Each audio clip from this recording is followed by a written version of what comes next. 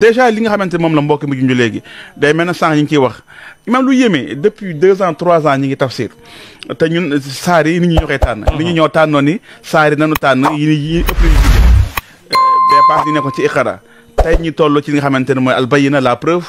temps yooyu yëpp Sénégal gi ñuy yeewoo ñuy wax ay compte imam occulte di wax ay compte 1000 milliards gars yi naan c'est politique dëkk bi dafa dëgër.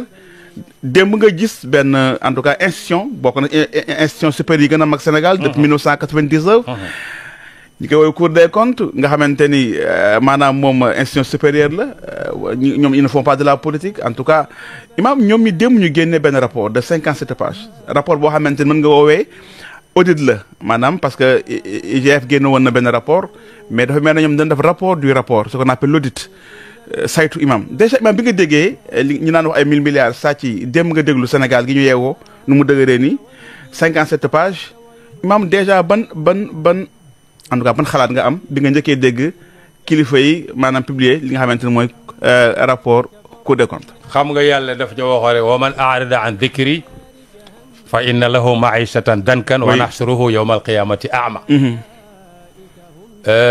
ku fi bàyyi sama alquran. gëmuloo ko woyofal ko ci sa dund àdduna dinaa leen teg dund bu jafe dund bu métti dund bu compliqué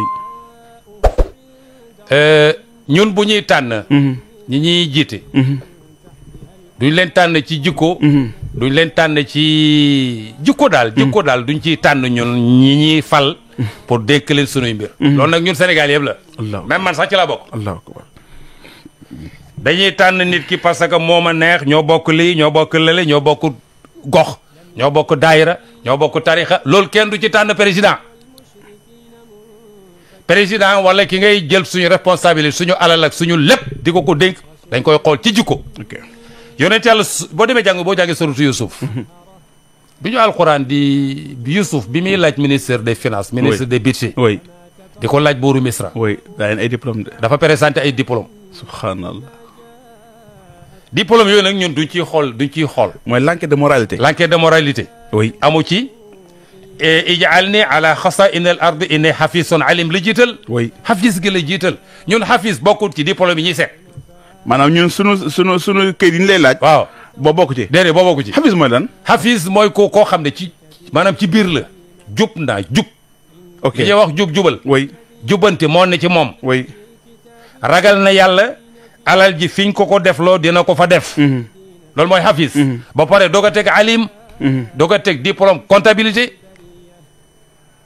mais ñun diplôme comptabilité rek la ñuy laaj master am na master université Sorbonne université nangam kese ci la ñuy tànnee nit ki pour jël suñ lépp jox ko imam loolu nag moo tax toujours mbetteel rek la ñuy am Sénégal depuis 60 man de ba ma ràññee ko ba léegi ay détournement ba léegi chaque année chaque gouvernement nga dégg ay détournement chaque gouvernement. kon lu yàgg ak ñun la yàgg na fii.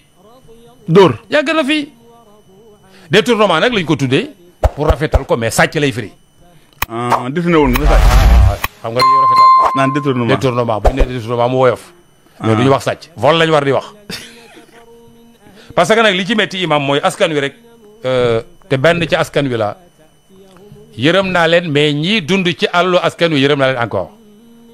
parce que fii ku jóg imam bala ngay am benn poste askan wi ngay wax parti yëpp am na ci boo xam ne am na ci tur boo xam ne ci askan wi lay del si ku jóg rek askan wi ngay taalal sa loxo askan wi nangam askan wi nangam te jamono boo faloo bañ dénk la alalu askan wi nga fàtte askan wi defar sa bopp yi kàddu askan wi waaw yeewi askan wi rek ngay dégg dimbali askan wi lépp askan wi lépp ci askan wi lañ koy wér mais après askan wi seen poste la après askan wi moom sa bopp maanaam askan wi moom. waaw moom ngay. ñooy escalier ci ngay jaar pour yéeg boo yéegee ba pare nag jël nag ay xeer di sànni askan wi. on parlait de comptes occultes. ay 1300 milliards yu ñu déplacé. nga gis nit dépassé jël benn 15 milliards yóbbu ci compte personnel am. ci benn jour mu même loolu. ak nit ñi sonne ak nit ñi sonne kon dafa impacté ak nit ñi sonne. maam yow man xam naka lay demee. boo waxee ñu ne dëkk bi dafa dëgër effectivement dafa dëgër dëkk bi amul xaalis mais dëkk bi am na xaalis.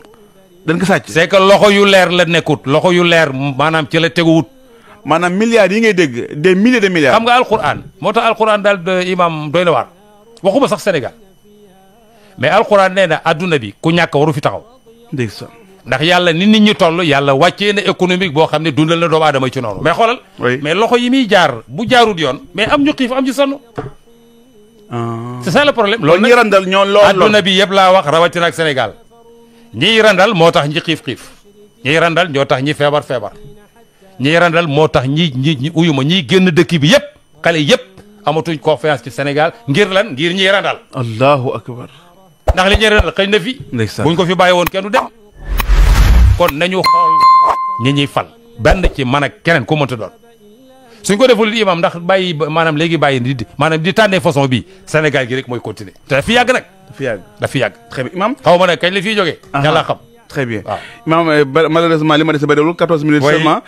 benn question rek ñu bëri ñu ngi koy laaj ñu ne nga wax ci étudiant bi nga xamante ni médias yi génne woon nañ ko wax ci mais confirmé nañ que tey gis nga ci journaux yi parce que dana bëgg Tafsir 2.0 lépp luñ ciy wax ñi am ci ay preuves selon en tout cas ñi nga xamante ni comme yaa ngi wax albayina preuve yi dañu wax ni malheureusement li ko faat mooy xaru la imam ban c'est-à-dire ban en tant que kilifa xale yi nga xamante yaa ngi doon wax Ismaïl xale la woon Ibrahima xale la woon ay léegi xale yi nekk ci dépression ils sont dépressifs par rapport ak Sénégal bu métti bi ban conseil wala lan la nit manqué parfois ba bëgg créer une lettre très bien écrite pour wax sa sort après rek sa bopp imam loolu c'est triste. mais surtout xale ñun mag ñi dañu doon wax nañu borom karaw gu ñuul ñàkkul dara. waaw c'est ça.